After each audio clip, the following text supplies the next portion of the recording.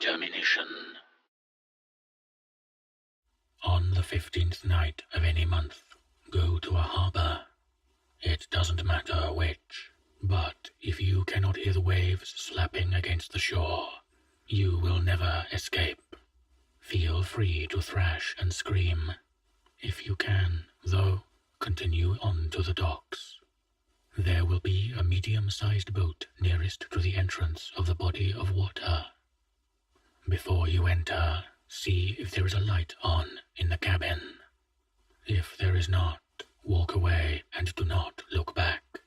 It is dark in there for a reason. If there is a light, continue on to the boat. Head into the cabin, but listen carefully. If you no longer hear the water, say loudly, "I am here to prove my worth." If the sound returns, keep moving. If it does not, prepare yourself for a fate much worse than death. By now, you will realize that you have been walking for a much longer time than the boat is long. Just keep walking and do not stop. You should see a doorway eventually. The floor around the doorway will have a film of water that seems to stop at an invisible wall. Knock thrice, no more, no less. If you hear the ship groan in protest, flee. Run as hard and as fast as you can, for you must escape the power of the ocean itself. If all is silent, you may open the door.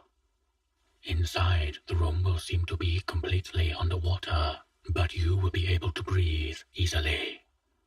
In the center of the room will be what looks to be a shell.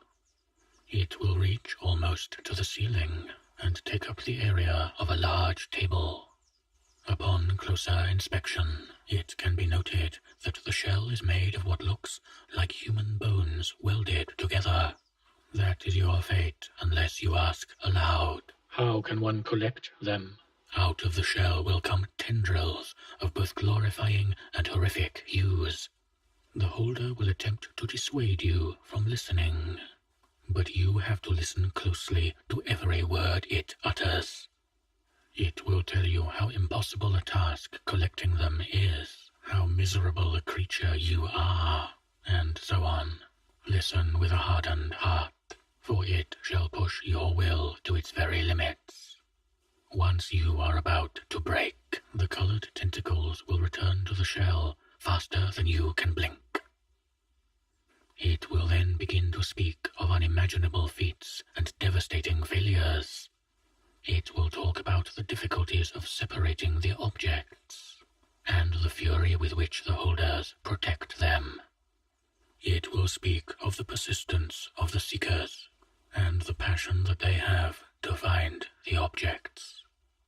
It will end by asking you a riddle. This riddle is enough to destroy the mind of the common man, but you have to answer correctly. Once you discover the answer, the holder will simply grunt as a response. The holder's snake-like appendages will rapidly shoot out around the room.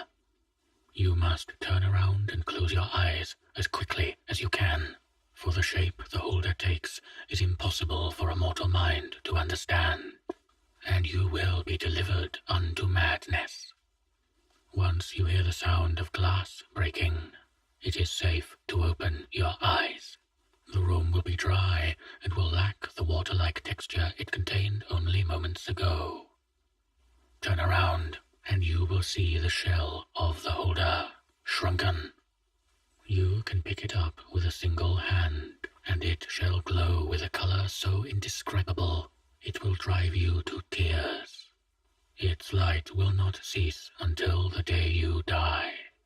The glow is Object 782 of 2538, and it will give you the light and the reserve to seek the others out.